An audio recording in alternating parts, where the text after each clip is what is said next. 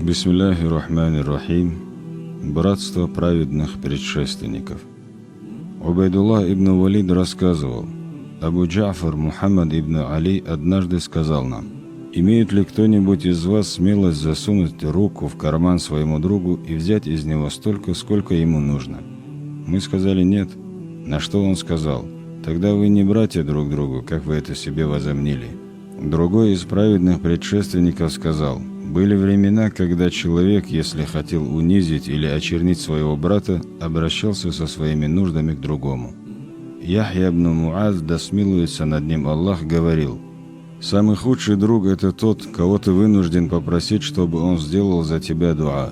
Тот, перед кем приходится льстить или поступать с ним так, как это удобно ему, чтобы не обидеть, и тот, перед кем тебе приходится оправдываться или у которого приходится просить прощения».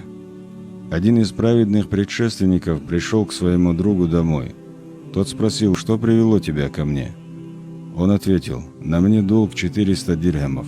Тот зашел домой, отсчитал деньги, вышел и отдал их своему другу, а затем вернулся домой в слезах. Его жена сказала: «Почему ты не оправдался как-нибудь, чтобы не давать ему эти деньги, если тебе это было так тяжко?» То есть она подумала, что он плачет из-за денег. На что он ответил: «Я плачу от того, что я не интересовался его делами, и он был вынужден прийти и просить». Однажды Ибрахим ибн Адхам, да смилуется над ним Аллах, вышел в путь с 3 товарищами, и по пути они зашли в одну мечеть. На улице был сильный мороз, а у мечети не было дверей. И когда они заснули, Ибрахим встал у входа, закрывая его собой, и простоял так до утра.